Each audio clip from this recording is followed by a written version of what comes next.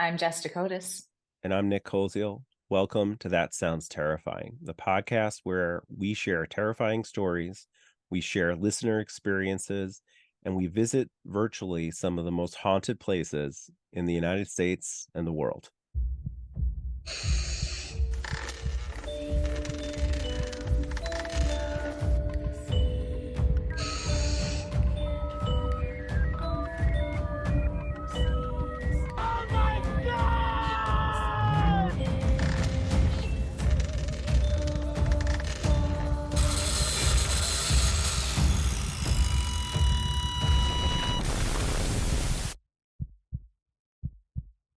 Welcome back to That Sounds Terrifying. We are really excited that we are joined by the author of the book The Ruiner, who's also a Peabody Award winner, Wes Cook. Wes, welcome. Thanks for having me. Excited to be here. Yeah, it's awesome. We're super excited to hear some of your tales. You were telling us off the air about how many experiences you kind of had, so we're gonna kind of take this journey and figure out where it goes, right? Sure. Yeah, absolutely. Um, I guess, it's as far as that goes, as far as the writing and as far as the paranormal things, I mean, things really sort of started happening really when I was really young. And I think the first thing, and I don't know if y'all felt familiar with it or if you've talked about it, but the Old Hag syndrome. Yes. Mhm. Um, so that's something that happened to me when I was maybe 4 or 5 years old Oh for my the God. first time, and it was uh, like night terrors. I would have terrible night terrors as a kid, and but the first experience I had with that was I woke up one night having night terrors, and I actually got up that time, which is different than most of the old hag situations. But I got up and I looked back and I could see this sort of witch creature on top of my sister, and so it wasn't on me this time; it was on my sister, and I freaked out and kind of ran down the hallway, and then my dad ran out, and but he looked like Frankenstein or something, so he terrified me too, and so it just really compounded the situation, um, and then I woke up and that was fine, but then it happened more and more after that, and I guess for people that don't know, it's essentially sleep paralysis, where your body doesn't wake up, but your mind does, right? So you don't have control over your muscles; everything is involuntary, and so you have a panic response, and you have um, any number of different things can happen as well. But it is truly scary, um, and most people also see different sorts of creatures or see an old hag. So in here, it's mostly that, but it's a fascinating thing because it's different in all these different cultures. So in some places, they see it as a witch. In some places, they see it as the like this like the souls of dead children from war. I mean, it's all sorts of different things in different countries. In Brazil, it's an old lady who lives on top of people's roofs, who comes in and attacks you in your sleep if you've been well fed and you're sleeping on your back. So it's all these different things, but that happened to me over a long period of time, and every now and then it still will, but it's that's something though that piqued my interest in it at a really young age, and just in things that aren't explainable or things that are seem to be different, Mhm. um, than just the normal sort of thing. So that's kind of where things started with me, I guess, Yeah. being into the paranormal and starting to have experiences, um, and also So in my yeah. so just like, all right, so kind of like my dad has had sleep paralysis before, and it isn't an old hag he saw, but like he was dreaming kind of at the same time, and um, it was aliens, right? I mean, Right. and like in one particular moment, I remember I was woken up by him and my mom trying to wake him up and stuff like that. That's how terrified kind of he was. Um, so but I've heard about like the old hag ghost or spirit or encounter or whatever. Also like when they're on top of um somebody, they're kind of a, what is it, a succubus, like they're like Right. taking the air for, so like is that something that you Yes. witness and experience? Okay. Absolutely. Yeah. So my first experience was very atypical, to the rest of them. So what would happen after that, and this happened, but it sort of peaked during my college years, and it's tapered off, thankfully, but it happened a lot. And what I saw though wasn't the old hag. What I saw was it was my friends. It would be someone who was, in the city I'm from, but I was in college, like someone who wasn't even in town, would be on there, except that they would be essentially you would be laying, usually you're on your back, and then but it can happen the other way. But usually you're on your back and you wake up and you look up and there's just something like on your chest. There's, and it's however your mind visualizes it. And if it's that, that's the thing. Is it paranormal? Maybe. They've got, there's all these explanations, but what I saw was my friends, except that their eyes would be completely black and they would have this really, really bad sort of smirk kind of on their face. They didn't really change their expression and they didn't really even move really. They were just kind of there, pretending to be my friends. And that's what it was. And then so you can't breathe, you feel like you're being crushed, and you can't move, and you're just full panic. And then at some point, right when you can't possibly take it anymore and you can't breathe, you manage to break out of it, and somehow you break out of it. And yeah, and it's truly terrifying when, especially the first few times it happens. And of course, when it started happening with me, it was before the internet. It was before any kind of, I couldn't research. I didn't know what to call it, and I'm from Alabama, so that's just demons, or Yes, whatever. exactly. It's the devil. So It's the Yeah, devil. it's the demons. Yeah. Yeah. so there's really no way to kind of figure it out. And it wasn't until many, many years later, I think I was listening to an episode of Coast to Coast AM with Art Bell, and they were talking about it, and it was like, that's it, There it is. there it is. And the more I research it, the more I find that it's a very universal thing. It happens to lots and lots of people all over the world. It's and again, it's interesting because it's different. It's interpreted differently. I was reading the other day in Saudi Arabia, they did a study, and over there they what they see is the jinn, right? They see that's what they think it is. And I was reading about that, and that there was actually, I guess there's some area there where it's happening to a lot of people, and it's freaking a lot of people out. And they're actually doing like public information campaigns to try to let people know, no, this is sleep paralysis. This is okay. It's not harmful, but even the term, like you mentioned, I think it's the incubus or succubus, in Old English was, the word for that is mare, and hence nightmare is, that's where nightmare comes from. So, I mean, it's a No very, way. so it's a Yeah, very that's universal so thing, cool. but I don't think people Yeah. talk about it much because it's so freaky. And so, people think you're a crazy person. Yeah. I Well, don't think so. I think it's almost, it is interesting how our brains are all so different, but they also work in the same way. Like when they malfunction like kind of in the same Right. like sort of vein. Like if you're having a stroke, do you smell toast? Or like, like there's like certain symptoms, right? Sure. But like I've had sleep paralysis only once before in my life. Mhm. And it was this nurse that came into my bedroom, and she Okay. looked like she was from like the 20s, 30s. I don't know. She had the pillbacks hat on and like the blue cape on.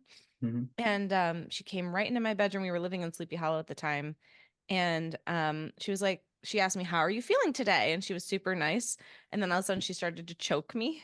I was like, she's not nice. And Yes. then, like, exactly like you said, I was like, I can't take this anymore. And then I was like, get out of here. I was able to scream, get out of here. And she like ran out like in my head though. I Mhm. didn't like audibly say anything. She ran out the door and like slammed the door. Um, Yeah. and yeah. I don't know, like to me, because I'd never had sleep paralysis, I was like, that was a ghost. Like that was really creepy. Mhm. I don't know. Um, Yeah, but you didn't they get the say public service announcement about this is okay. It's just sleep. I didn't, but also like I have heard like don't sleep on your back if you're prone to them because they're just more Mhm. likely to happen. It must be like just something in your brain that, triggers it. Mhm. Um, Yeah, it definitely. I think it's sleeping on your back will do it. Apparently, well, it won't do it, but it is, it will hurt. Apparently, also, I guess if you eat right before you sleep, which is Yeah, interesting. I've heard that too. And then also, I guess, and anybody that's got like narcolepsy or any kind of anxiety disorders or anything like that, It happens to more frequently as well. But Mhm. you're right about the alien thing, right? So like the Yeah. people will say it's okay, well, it was an alien abduction or some kind of alien attack, or sort of, I guess, I don't know. It makes me wonder if it's not like whatever your biggest fear is going Mhm. into it is Yeah. that's the Yeah. thing that you think about, and that's what kind of inserts itself there. But So I'm gonna get in trouble for probably sharing this. But so one time I haven't really had sleep paralysis per se that I can recall, but I have very like good recall on dreams, whether they're good or they're bad. In fact, I wake up unsettled if I can't remember my dream. hmm, So like that's uncomfortable for me. It was like, where the heck was I? For 8 right. hours or more likely 5 hours with the way I get Mhm. sleep. So one time I was dreaming about kind of like what you're talking about, but it was like a demon to me. And it was Mhm. sitting on my chest and it was very heavy and very hard to breathe. And it had like really sort of evil eyes. And so I wake up and I'm staring into eyes with this pressure on my chest. And it's our fat freaking cat. She loves to get on me and she like paws like we Yes, making they need. biscuits. That's what I Yeah. what I Yep. like to say. And she was doing that and purring, but her purr's sort of like a growl. And so like of all the perfect moments to come together for me to have that, maybe I was having the dream because she was doing this, but like I'm having this dream and then I wake up into eyes and like oh. Yeah. So, I, needless to say, I jumped and like popped up. But my daughter doesn't like me talking about her cat. Oh, okay. I was gonna say we're So not gonna tell your cat, Nick. It's yeah. fine. Well, no, it's the cat. Yeah, we have a very difficult relationship, and here's the part why, because this particular cat also has had eye surgery, so her eyes are sort of kind of funky to begin with, and she's always looking a Hmm. little like cross-eyed, weird. And that's oh the yeah, part she hates. So, but it made it more freaky, and sure. so yeah, so great. That's Nick's the host of That Sounds Terrifying podcast where he shares ghost stories. He's afraid of cats. So but yeah, you have a million of them. yes, we have 6 cats, but I'm not really afraid Oh, of them. They're just annoying. It'd be really funny if you were though. If you had 6 cats and you were terrified of cats, and you're like, I'm just gonna face my fears, Yes, like all 6 of them all every six all of day. them at every once. day, all day, every Yeah, day. yeah, And Yeah. I work from home. yeah. Um, okay, but real quick, I don't want to belabor the whole story here, Sure. but I am just curious. When Wes, you said you saw the old hag over your sister. Yeah. So were you sleeping or did you literally wake up and like you saw this? Right. So I think that, well, I don't know, right? I think that um, th- th- whatever that state is called, where you're not quite awake and not quite asleep, Hmm. I think that I guess that first time it couldn't have been sleep paralysis because I was sleepwalking. I mean, Hmm. I was physically I was moving and I was out in the hallway, so it Hmm. was almost it Hmm. was kind of like VR or something or enhanced reality. I was seeing things that were there, but I was also seeing things that weren't. Right. Or things were morphing, so Hmm. in that case, and that's the only case it was like that. In every other case, I was stuck, I Okay. couldn't move. But that first time, and it's just weird to me, because I never did see the old hag after that. But I always, but that very first time I saw her, Hmm. which is weird. It's And she almost took like, on the form of other things then. yeah, like she said hello from one time and then decided later on Yeah. to show up Yeah. in a different form. But I will tell Different you time. that and to the point about the nightmares, there was a relation with that too, though, and with sort of having uh, in the night terrors and having those sort of panic attacks in your sleep, and in that case, it almost always starts off with being someone who's like in my family. So in the dream, it'll be a good dream or whatever, normal dream just going on. And someone in your family, it was usually like my dad or my sister or somebody like that, um, would be totally normal for a while, but then things would just change and you could feel it change. Like everything just got spooky, and then they shifted into this, whatever this thing is, or whatever this archetype, is.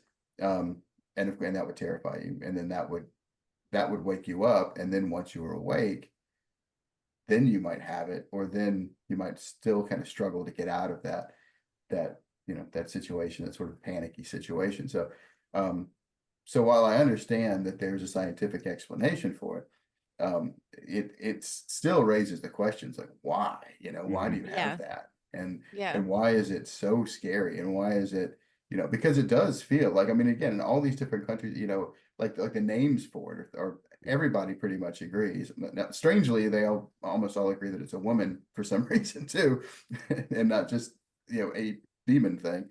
Right. But so I don't know what that's about, but they all sort of think it's something evil that's trying to get you, and it does feel like that because it doesn't present as anything nice.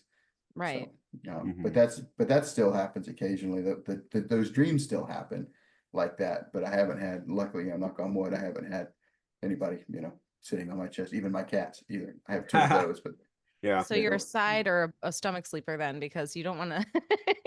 Oh yeah. Well, it happened on my stomach a time or two when I slept on my Really? stomach, and in those cases, I just you don't see anything on you, but you feel it. You have the same feeling, and you Yeah. just kind of same kind of deal though. You have to break out of it, and so in that case, you just try to do a push up or something real quick, and then eventually it works. But Easier. or so far, but again, it's such a freaky thing that you think about all through history. People die in their sleep, and people this the whole thing, the cats steal your breath and all that kind of stuff, the old English thing. And in some people, in some cultures, that's also what I think the Gullah people, the African American group here that was like in South Carolina and Georgia, they were sort of separated from the rest of anyway, they got to develop in a way where their culture got to stay more intact, and they're still out there and they're still around, and a lot of our words come from there and all this, but that's what their interpretation is. It's like the cat that takes your breath. It's like a spirit that comes in and kills you at night. So Yeah. it's Huh. a scary thing, but my interest in the paranormal pretty much started with that, because it was just so weird and it wasn't really anything I could talk about with Yeah. anybody. So that kind of led me to ghosts and everything else. Otherwise, they'll be like, "You're possessed," and like, Yes. can't talk. Yeah. I understand that. So you were a child when that happened, and then do you remember like a next like big paranormal experience that you had? I think that beside that, I think the next thing that I probably had that was weird was probably had to do with Ouija boards. Mm. And I had and also just a side note, I've got a growing up, my grandparents, and in Alabama, this is it's a big thing, but there was a book about ghosts, and like Jeffrey and the 13 Alabama Ghosts, and it was a big hit down there. Of course, in the South, we like our ghost stories and all that, and every house that's over about 20 years old has got a ghost in it, or they claim it does. So I was kind of read those things and got into that, and so I was interested in ghosts, and I was interested in all that even before the Ouija board experiences, and and I had a family member who was interested in this stuff too, and so and that helped a little bit. But I did have a couple of Ouija board experiences, which is another weird thing, and I think it is paranormal because I think whatever's happening, it's certainly not normal. And there can't be anything to just a Ouija board. I mean, it's a piece of wood and there's plastic, and I mean, it's there's nothing magical about that. But I did have a couple of experiences when I was a teenager with that, and one of them was kind of quick, and it was just we were getting something on the Ouija board. We were getting answers, and we were talking to something that was pretending to be a deceased family member of ours, and the feeling of it just changed. And I don't know if y'all have ever done it or if y'all ever played around with it or whatever, but if you've gotten it to work, you can, there's a vibe going on, there's something happening. And even if it's somebody pulling and it's in your head, I mean, again, who knows? But in this case, it felt like whoever we were trying to talk to, it wasn't that person. Mhm. And when we were going through it, we started getting messages basically saying, let me in. And of course, we were not keen to do that.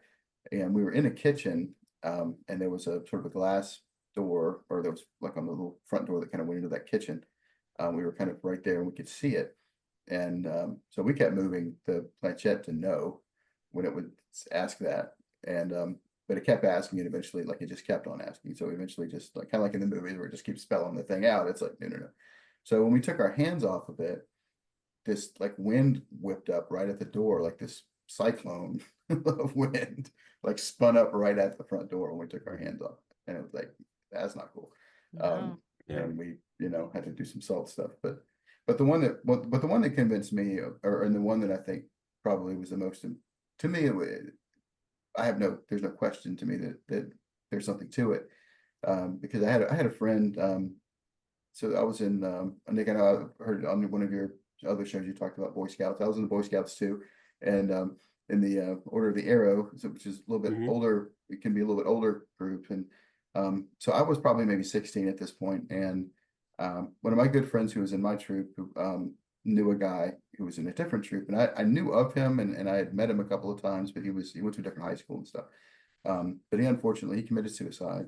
And so I don't know, a couple of weeks later, I was with some other folks and did the Ouija board. And I wasn't on it. I was sitting there. I was in the room and I witnessed it, but I wasn't actually on the Ouija board at this point. And so they started asking questions and or just trying to figure out. We weren't even looking for him. They didn't even know this guy.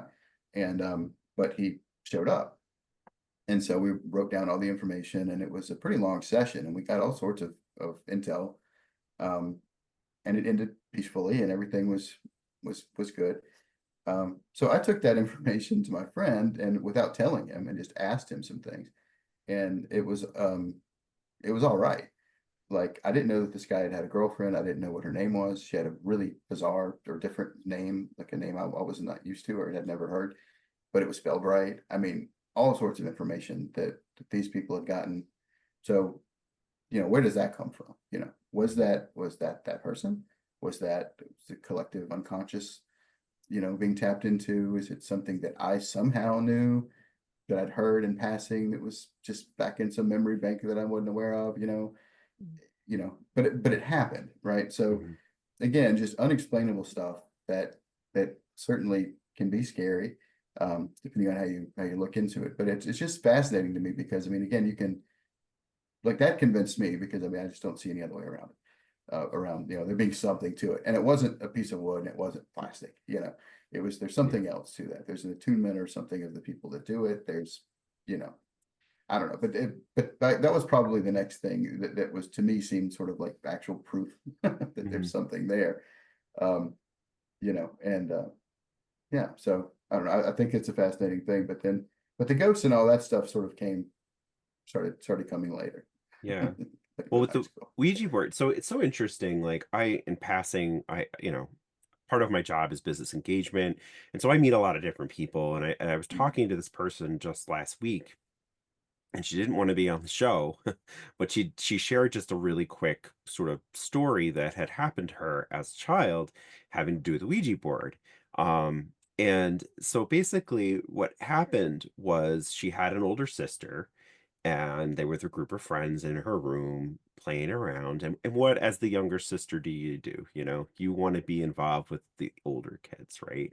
So she kept annoying them and annoying them and annoying them. And at one point, she heard the girls scream and kind of wanted to see what was going on. So she crept in and she opened up the door, and all the girls were sort of wrapped, around this board that she didn't recognize at the time. And then all the attention kind of went to her, right? So they were like, the sister was mad. Her friends were kind of laughing at that point. But then, like, something kind of moved, and so it drew her attention behind the girls, and she looked on the wall, and something just fell from the wall. And so she kind of said, "What was that?" And so the girls turned around, her older sister turned around, and they walked over to what was now laying on the bed that was against the wall. The planchette had somehow gotten itself on the bed. So what she thinks she saw, and she can't be sure, she was young, was the planchette kind of hanging on the wall by itself and then fallen. So that, like, that's kind of crazy. And I kind of wish she would come on the show and told the story herself. But that's the kind of interesting things that, like, pop in these conversations now that I start talking. What else do you do? Oh, I'm a podcaster. Oh, what podcast? What are you doing? Well, there's That Sounds Terrific, and then there's That Sounds Terrifying. So, but that's what popped in my head when you were talking about the Ouija board, and for you, I mean, to have those kinds of things happening where it's sort of affirming details about someone that you really don't know. Like it is like, what, is that a spirit? Is that, like you said, you in tune with a friend, or, you know, what are your thoughts, Jess?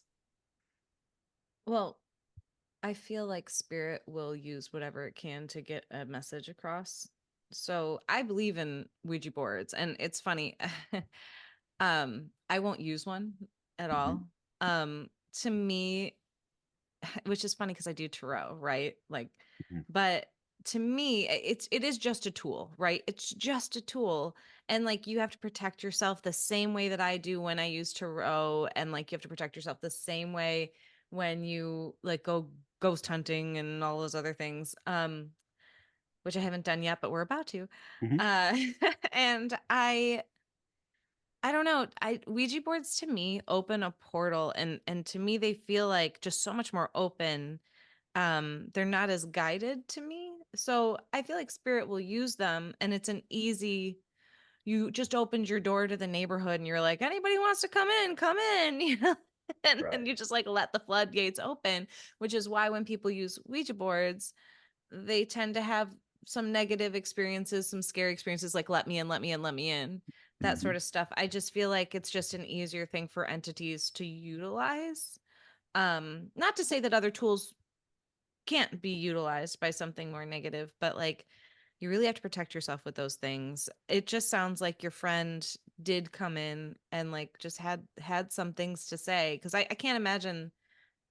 I don't pretend to know, what entities think, but like I can't imagine an entity taking the time to pretend to be your friend just for like a message like that, right? Like it doesn't make sense. So it sounds Not like to, not if it was right, not if it was the yeah, correct exactly. information. Yeah. Yeah. So it just sounds like he had a message. He needed to get it out. Like essentially what it was probably like, I'm still here and here's the proof, Mhm. I'm still around. Acknowledge me, talk to me, that sort of stuff. But yeah, I mean that's Ouija Ouija is really cool to me, but like I don't know. I can't see myself using it anymore. It Mhm. just would it scares me Yeah. too much, and it's so silly because like I said, I use tarot all the time. It's just tarot just feels more centered, more guided for me, and more I feel Mhm. more in control of who I'm talking to when I use it. Yeah, So I mean, I look at it sort of like in the Lord of the Rings. What is it, the Seeing Stones? With Gandalf, it's like yeah. you don't know Mhm. who's going to be watching. So, Yes. that's kind of how I feel about it too. You're right, Kevin, because you have no idea. Yeah. You can't. No, you You're don't. right. And so that's why whenever this is a good time to reiterate, I think I've said it on the show before, but if you are going to use these boards, or you are going to use tarot for the first time, or you're going to a medium or a psychic, ask who they're talking to. Like just who are you asking? Are you just asking the universe in general? Like, are we just opening up the doors and saying, come on in, like, let me know some Mhm. stuff? Or are you talking to my guides? Because you have to be very clear. And, this is all spiritual stuff. So if like people don't, if you're listening to the show and you don't want to hear this part, I guess fast forward. But to me, to me, I think it's very important to be very clear about who you're talking to on the other side. Um, and so, yeah, just if you're going to someone, just say, like, do you ask my angels? Do you ask my guides? Are you asking my ancestors? Like, what is it? Do you have your own people you talk to? Because I mean, I've shared on the show before, I had a very negative reading. And afterwards, I was like, I should have asked who she was talking to, because there was somebody that came in during that reading that said, like, I am the highest of the high. I am like the best of the best, the highest of the high is what they said. And I was like, that's universe, that's source, that's God. And no, nothing that is actually connected to love and light is going to pronounce itself with such an ego to say Mhm. I'm the best of the best, I'm the highest of the high. And so when I heard that, I was like, that's a negative entity, and I should have asked, I should have known better. Right. So Mhm. just a little like piece of info if anybody listening is thinking about going to somebody. That's where I'm at on it. No, it's good advice. I mean, and that's probably why I don't use, Ouija boards, and because I don't really know what the rules are, or the directions. Like, we talked in the previous episode of about openings and closings, like during, Okay, say goodbye. paranormal investigations. So I mean, kind of like I wouldn't get into an F-14 and start flying it. Like I don't know how Right. to use it. So maybe I should take a lesson or two before I get behind kind of like Right. Indiana Jones. Fly, yes, land, no. And that's sort of a critical point. I want to Indeed. land. So but yeah, Wes, so how where did this progress kind of afterwards? So like you had, you know, I guess, probably just like chronologically, I guess more some ghost situations. I mean, um, definitely had some interesting experiences with that. Um, also, well, one, we kind of moved that direction, but also kind of in a direction of sort of being influenced or by other things or whatever. But I guess a couple of just weird stories. One is in it was when the Boy Scouts we had a camp out at in this place called Fort Morgan, and it's a Civil War fort. mhm, It's on the mouth been there. down the and oh cool. So we camped out at Fort Morgan, and I was and this was, I guess we're probably back chronologically. I was probably only about 13, 14 when this happened. So I play guitar, and I was learning at that point, and but I wasn't very good at that point, and I knew some chords, but I couldn't really pick out things or anything. I didn't really have any of that attuned, and actually the two things happened that night. But we were there at that fort, and during the day after we kind of had camp set up, which was easy because we're in a fort, so we didn't have tents or anything, and they had it closed for us, or at nighttime they closed it, and so they had us. We were the only ones in there. So I was just sitting there, just noodling around with my guitar and not thinking about playing anything really. I was just like practicing chords and stuff. And I started to play Dixie. And we're in a Confederate Yeah. fort. And I just kind of looked down and I'm just like, what? And I'm like, okay, okay. And I kind of went with it and I picked it out. And I ended up picking the whole thing out. But it's the first time I ever was able to pick out a song like that by Mhm. ear. I mean, note to note. And it was pretty darn correct, and it's not a super difficult song or anything, and I don't know if that's paranormal or not, but it was weird. That struck me as very, very weird to have that happen all of a sudden. And we're at a, Civil War Confederate fort. Yeah. And then that night we played capture the flag at the fort, so a bunch of kids running around. And that was a very interesting experience because for one thing, the adults all went kind of out of the fort to the parking lot area, and we had the run of the place. And depending on where you were, you could see them all just hanging out up there. However, throughout the entire night, and again, this is it's very classic looking old 1800s looking just fort, kind of low, and it's got kind of a dugout spot in the middle, and everything's kind of down in that trench sort of. And you've got this large, pretty much all the way around. It's a four-sided thing, or maybe it's five-sided. But anyway, it's all inside. It's like being in a castle or something sort of that's kind of opened up, and you could run through these little areas, and wherever you ended up, just about you would end up being sort of against the wall, and then you could hear people talking, and so you Mhm. kind of froze. And so it became the most boring game of capture the flag ever because everybody kept stopping because they kept thinking they were about to get caught. Or if you went behind enemy lines, you were like no one would go anywhere because they kept hearing people.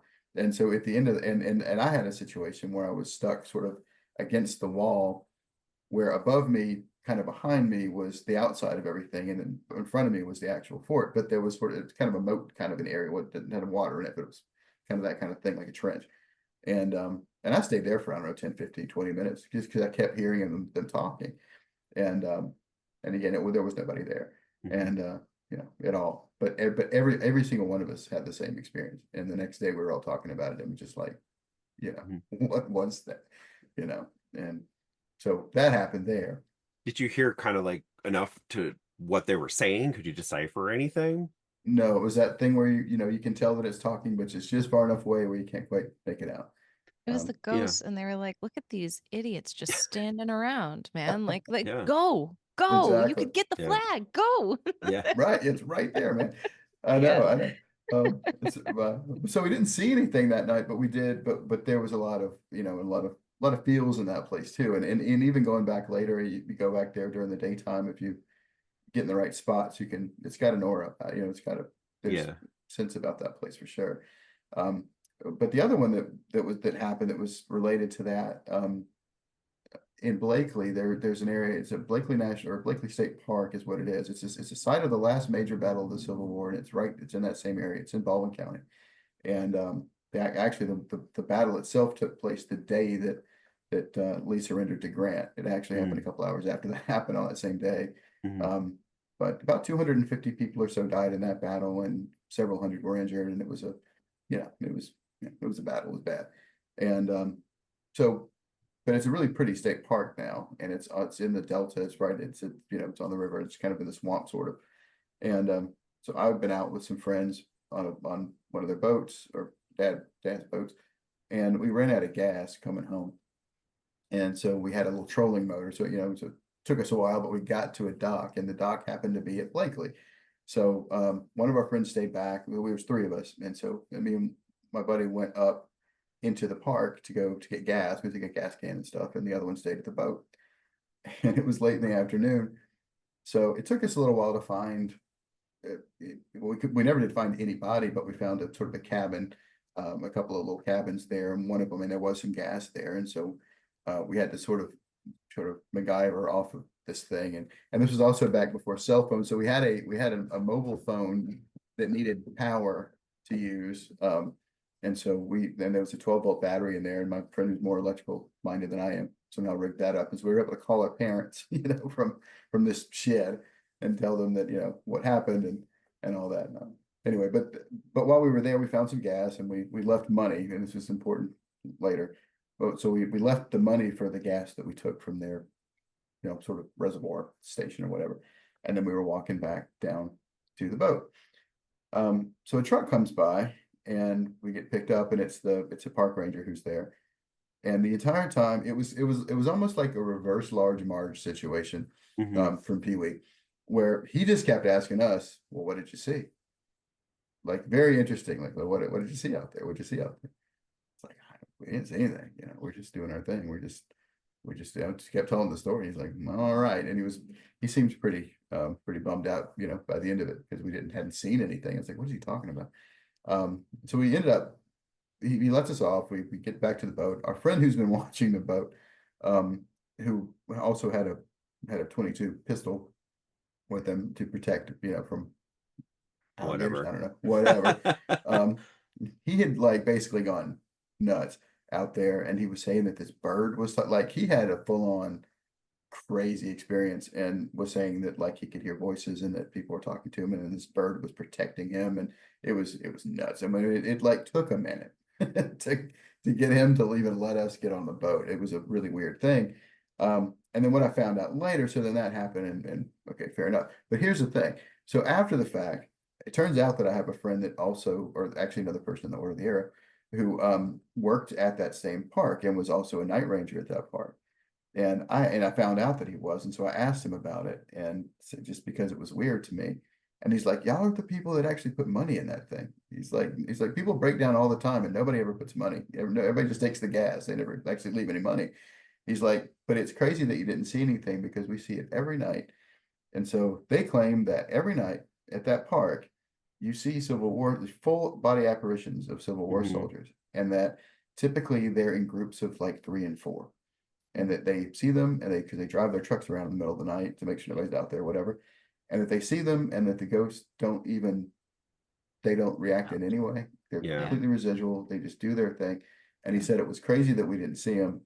But the thought was that maybe since we were the only people that we left money, that we had, we were showing respect to the place or something like that, and then maybe they didn't show themselves or whatever. But I don't know. It was a weird thing, but there's a lot of stories down there about that place, and that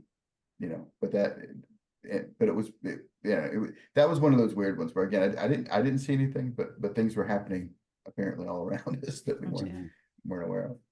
Yeah. What's funny is that when you were sitting in that truck and that guy was like, you didn't see anything? My first thought would be like, what did you see? Yeah. Or let me get out of this truck. Yeah. Well, I think that is what our situation. I think that was kind of our thing, was like, oh, this guy's a weirdo. Yeah. But yeah. I Yeah. would have been like, but I mean, like, I don't know. I would want to know. And then you can get out of the truck Yeah. Yes. and Yeah. run. I They don't know got if I there would have. safely. Yeah, I don't know if I would have done that as a kid. Like maybe as a teenager, like an older teen, maybe I would have had the Yeah. ability to kind of ask, like, well, what are you talking about, kind of a thing. But Right. I would have You guys are been like, boys. Like, oh, yeah. well, well, remember some of the stories Yeah. I've told you about what's happened to me. So, like, I would have Yeah. been, maybe fight or flight mode at that. Like, is this really a ranger? Did he Yeah. steal the truck and the uniform? That's where Right. my mind would have spiraled. But Mhm. being a Boy Scout, we Boy and Scout. I Yeah. and I had a lot of I had a scoutmaster who was very interested in the Civil War. So like I would say 80 to 90% of our trips we stayed somewhere at the Civil War site. And I've told Jess and people on this podcast before, again, I have vivid dreams, and it was the hardest for me to sleep on those sites, especially when we were kind of like, I guess, lucky enough to go to sleep in an area where the soldiers were sleeping and stuff. So like Mhm. Gettysburg, and I've shared a couple different tales about that. But one of the things that I did hear about some of these forts is, so it would be interesting for like to look in to see if like any paranormal investigators went into the trenches and kind of like try to do EVPs and stuff like that, is just the way that those things are set up, your voice can travel, whispering can travel when you think about like, I'm wondering if like there is maybe a logical explanation, not trying to like belittle what you're saying, but Oh like no. if a couple of the kids were whispering and then you're hearing them because it's traveling through the trenches. um but yeah, that was something that popped in my head when you were telling that first original story. And that friend with the 22, I don't think I allow him to hold that anymore. No. No. We weren't in that situation again, thankfully, and Yeah. so that didn't happen. But yeah, I mean that. And you're right. I mean, I think with those with the shape of those buildings, I mean they're very geometric. They're very um, so I don't know. I don't know. And they and again, I think but that's the thing about it, is that it messes with your discernment when you realize that there are things that you can't explain that are Mhm. weird, and that the explanations aren't really good for. And then there are things like that are, you know, it's the wind, or maybe who knows what it could be, whether Right. it's paranormal or not. But another sort of story that this happened later. This happened up in Tennessee, but I do have another scary, crazy woods Yeah, go sort ahead. of Shoot. story. But you have several, but so I lived in Nashville for a while, and and I had a friend up there who was he was in the army, or he was in the National Guard, but he was a military guy, and had been in the army and stuff. So he was all about, he loved hiking and loved getting out, and you know, I I don't, I like to be sedentary anyway, but it's but I was interested in this. So we had a shared interest in the paranormal and all this, and we were in a ghost hunting group up in Tennessee, and we went to some interesting places up there. But he and I went off on our own to this one spot. So it's a cemetery that I won't name it, but there's a cemetery just for privacy reasons of the people that live there. Um, it's up in North Tennessee. It's only about maybe 10 miles away from Adams, Tennessee, which is where the Bell Witch Cave is, and the whole Mhm. Bell Witch thing. So it's a freaky, freaky place, and it's also on the Trail of Tears. So it's Mhm. there's a lot going on there, I think. And so there's a cemetery, and it's sort of a three-tier, it's sort of a three-level kind of thing, or it just kind of goes up a hill. Right. It's not huge, but maybe the size of maybe a football field or something like that, maybe a little bit bigger, but roughly that, so, and roughly that shape, I guess, kind of too, kind of going up at an angle. So there are people that live around there, and my friend knew these people, or knew some of these people. He'd grown up in the area. That's why we knew about it. And he had ridden dirt bikes and stuff back in the woods and things. And so he knew it pretty well. And we went there 2 or 3 times during the day, but he really wanted to go at night. And we wanted to go on Halloween. Yeah. So this is one of those things. So we'd been Mm. there before, and every time that we had been there, something had happened. Nothing bad, but just things that in hindsight, it's like maybe they were trying to tell us we weren't welcome the first time. But like one time I got totally infested with chiggers. I don't know if y'all have those where y'all are, but little teeny tiny red bugs, and they're so small, they're like ticks, sort Like of, but they're mites. Yeah, yeah. I know yeah, what Oh, you're the yeah, talking little about. like red spider things? Yeah. yes, teeny tiny Yeah. little, yeah. Yeah. So I got infested with those one time. I got like a million bites on my legs and stuff. Oh, From Yeah, being those in the, suck. yeah, it's not fun. I didn't know Um, those bit. Oh yeah. Well, they Yeah. burrow into your skin. Yeah, they're Oh, terrifying. that sounds terrifying. It's Yeah, there we horrifying. go. It is. That sounds very terrifying. Um, Yeah. so that happened once. Another time a tree fell right next to the car. And because the road in there is just, it's around the edge of the Yeah. cemetery and then it's woods everywhere else. But a big tree fell, I mean, right freaking next to the car. I mean, it was close. And I'm trying to remember what happened the last time. But anyway, but we went there 3 times and things like that would happen. So nothing paranormal really, but just, just unwelcome. So when we did go there though, on Halloween, we had a friend drop us off. And so my friend we didn't go in the regular way because he didn't want to alert the neighbors that anybody was there. And being a military person and being all that, he's like, well, we're going to trek through the woods over here and just go off on the main road and just walk right through. And it wasn't probably maybe 50 yards. I mean, it wasn't very far. And it was a straight shot. So we had somebody drop us off and then he was going to come back. We were going to call him. And we did have cell phones at that point. We didn't have smartphones at that point, but we had cell phones at that point. And so we go through and it you hear the things that you would hear in the woods, right? And again, the Army guy, Boy Scout, I mean, I've been in the woods. So you hear things and there are limbs that fall and there's dogs and there's critters and things scooting around. So no big deal. And but we kind of got in, we sort of took our position, we kind of waited for a minute, kind of listened out. And so we took a very military sort of approach to the whole thing, just kind of sneaking up on it. Because the main thing was we didn't want to bother any of the neighbors and we didn't want to, them to think anybody was out there that shouldn't be there, which probably shouldn't have been there, but that's beyond the point. So we work our way out, and when we do get finally to the actual cemetery, we ended up being sort of at the very bottom of it, and then you could look sort of, out and up at it and see the very end of it. It's worth noting that at the very end of it, where it was at the tallest point, there was like a cliff behind it, so there's really nothing back there, and there's nothing back there but like a little stream and some young woods, really. So the first thing that both he and I noticed was that there seemed to be there were lights and they kept getting more intense and it became almost like people like a rave or something. There was no sound. No, there was no noise coming from there, but it was as if people were just turning on flashlights or something, like more and more and more of them. And it kept getting more and more busy with light and activity back there. And we were sort of behind this kind of log sort of thing, kind of looking up at it.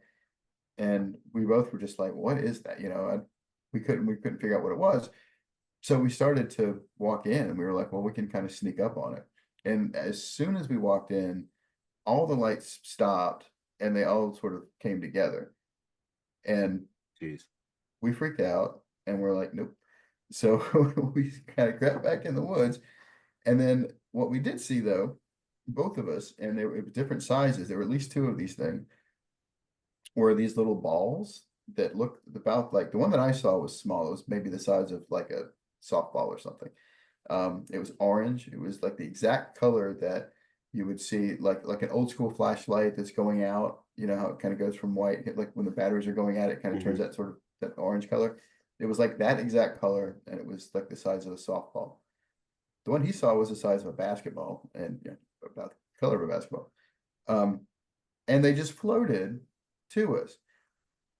And then not like from the woods, like they just were kind of there. Like when we were about to walk out, we just kind of looked down. I was like, oh, well, that's there now, and it kind of kept floating. And not for very long, but for, I don't know, 10, 20 seconds or something. But the weirdest thing was, and it could have been adrenaline, it could have been whatever. Neither one of us recognized those things as being anything particularly threatening or even weird at the time. It was just kind of like, okay, well, that's something that's there. But as we walked out, tree limbs and things started to fall. We started hearing dogs. And every time we'd stop, something would happen in some direction. And then so we'd walk in a different direction. And essentially we got herded out of that forest. And where it put us out was, I mean, almost the exact spot where we put it, which is out in the middle of nowhere on this little road. And like it literally just sort of shepherded us out of the cemetery. and was just like, yeah, y'all aren't supposed to be here.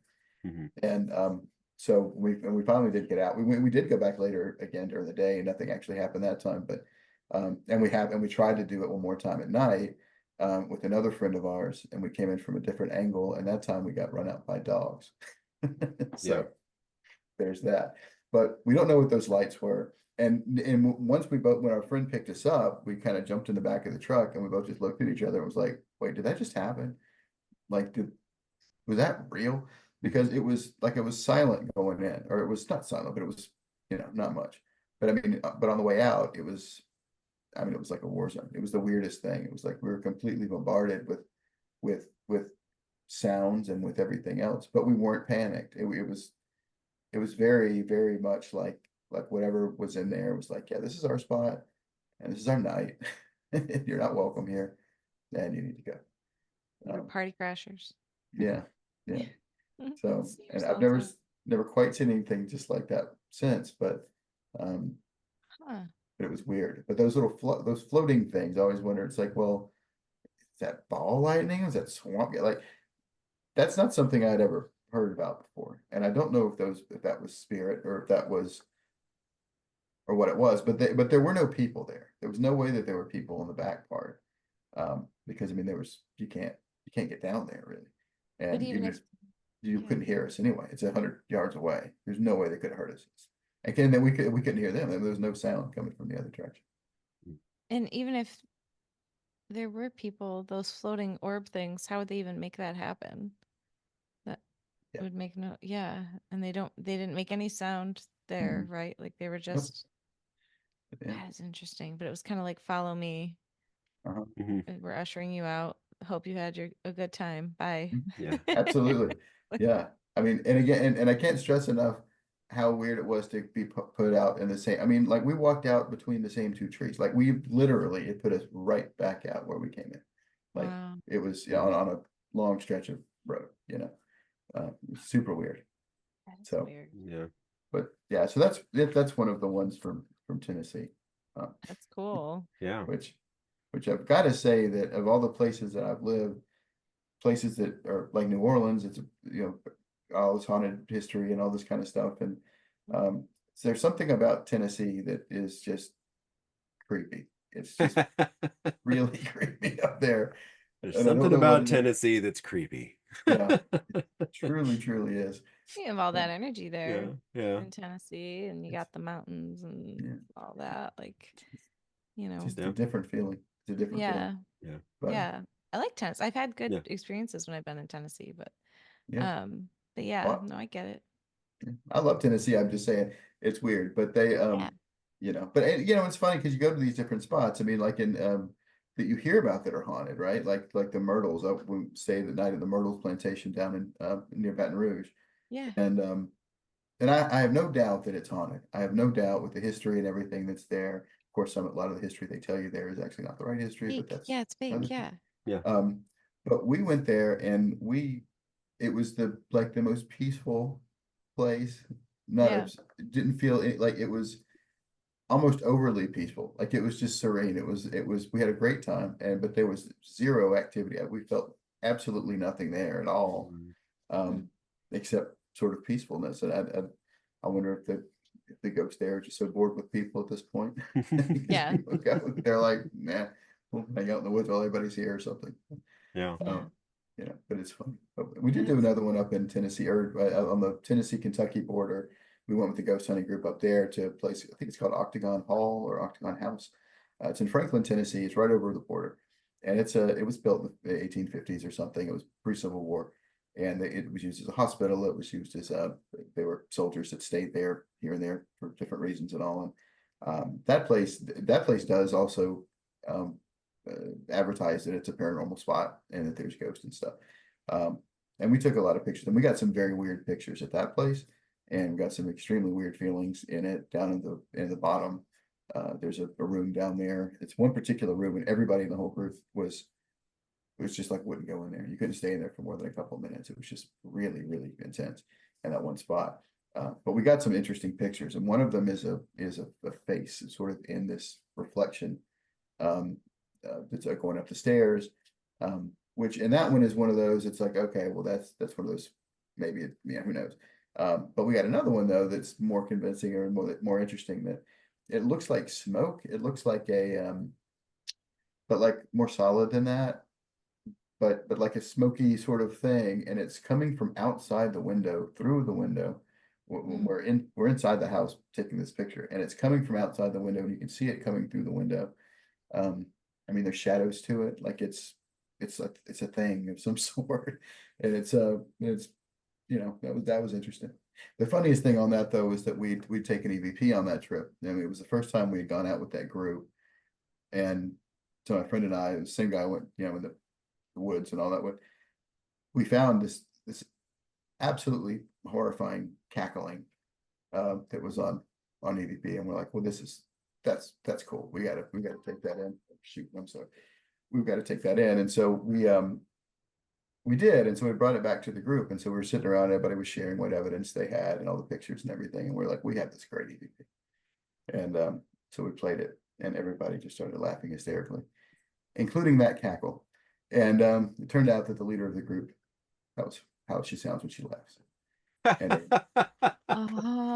they're like, yeah, So you is her obviously laugh? don't know her yet. It was her laughing in the Oh, background, and it's terrifying, and they all knew that, that but was her. yeah. That's Funny. So, debunked. exactly. Yeah. So, you never know. You never know. Well, That's if you have those pictures, I mean, we'd love to see them Yeah. and share them. Yeah, I can get those. And maybe even the cackle. What? Yeah, I don't know if That'd I be still good. have the cackle, but I do. I definitely have at least one of those pictures. Yeah, that would be Um, very yeah, cool. yeah. And Wes, we want to give you some time to, I'm sorry, Jess. We also want to give you some time to share about your book too. Yeah, Um, please share about the ruiner. yeah. Yeah, yeah.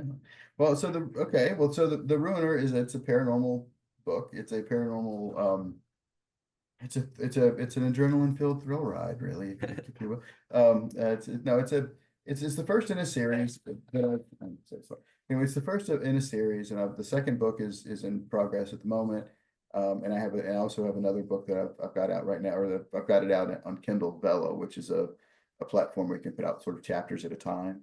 So I Oh, do yeah. have another thing going on currently called the Intercession. But the Ruiner is out, and you can get an ebook or paperback or whatever, and it's it's like a Stephen Kingy kind of in the South, the one thing about it, though, I guess full disclosure on it, in case anybody, again, I'm in the South, so you have to do this sometimes, is that the main character in the story is gay, Mm, and part of the reason that I wanted to write that is because I'm a big fan of Stephen King. I'm a big fan of that whole genre, and Ray Bradbury and all that, and it didn't seem like there was a lot of representation, so I wanted to do that. So anyway, if that's not your cup of tea, then good deal. But it's not preachy, it's not whatever. It's just mhm. it just is.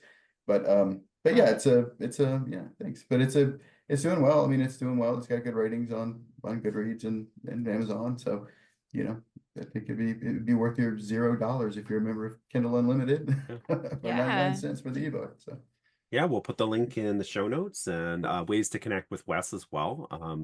Really super happy you came on the show to kind of share some of your tales and all the things that have kind of happened to you, both funny yeah. and terrifying at the same time. Yeah. So Well, I mean, we're coming up on spooky season, so I feel like this book would be great. I like to read yeah. spooky books at like from now until Halloween time. Right. Yeah. So this would be really like a nice like time to pick it up, and start reading. Although I will say Audible is my friend, so if you ever Mhm. get a chance to record your book. Yeah.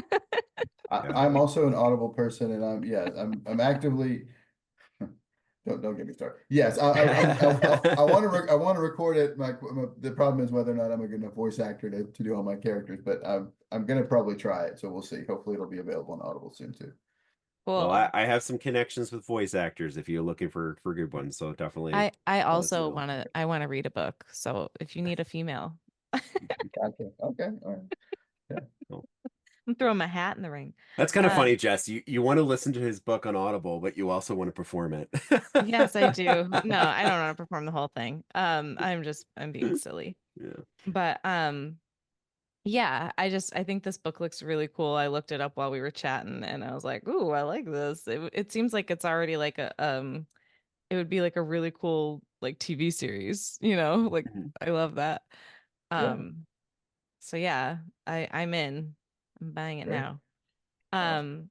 Um but yeah, thank you so much for your stories and for coming on the show and sharing all your spooky things. I feel like as time progresses and we go further into this podcast, if you have more experiences to share, we would love to have you back, Oh yeah, you love to know? come back. I do. Yeah. Yeah, Yeah, I awesome. do. Yeah, I feel like, and we'll all, I feel like if you have had paranormal experiences, they just keep attracting, like it's Mhm. almost like you just Yes, attract them more and more. And so, so you'll absolutely. have more and more experiences to share. I know that I do. Like, it just feels like, at least once a Mhm. month now, I'm having like something happen where I'm like, that's weird. Yeah, Yeah. absolutely. Yeah, I Absolutely. mean, honestly, things I keep on saying on the show, like, oh, this is probably like my last one. But then things like get said, and I'm like, oh, yeah, this happened. I forgot about that. So, Yeah.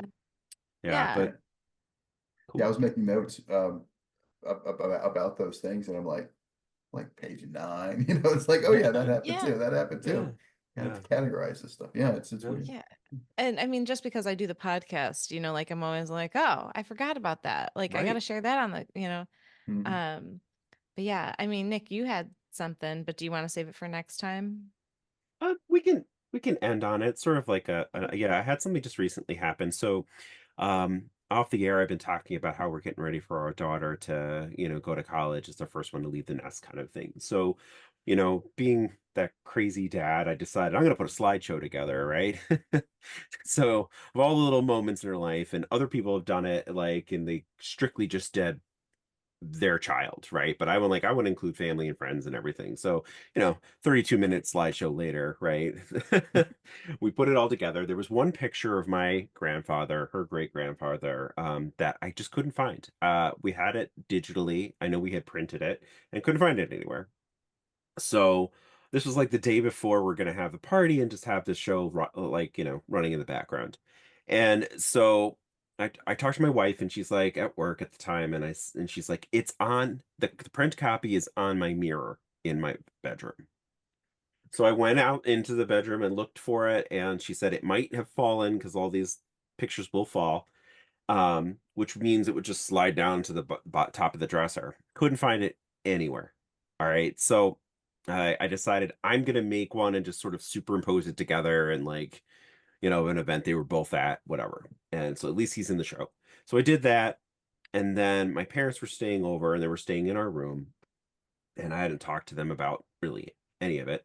My dad goes into our room and comes out with a picture and he's like, I found this sitting on the pillow on the bed. And there was no way for that photo to fallen off a mirror and fly into the bed. Like it just sort of manifested itself there.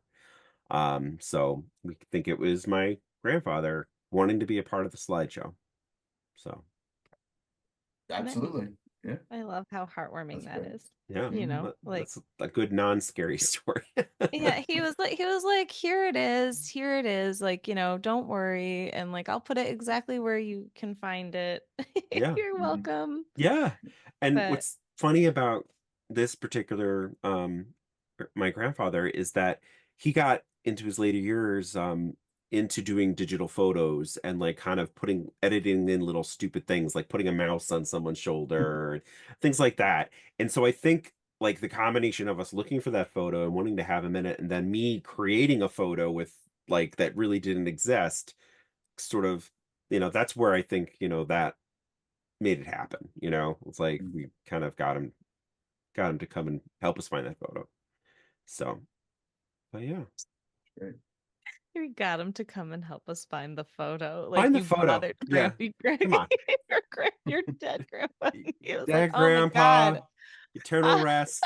Get up and help us find this Open your photo. eyes. And All right. Yeah. Well, I think it's about no, that time though, Jess. all right, it's that time. Well, whether it's vodka which is Wes's favorite, or ghosts, everybody keep your spirits up.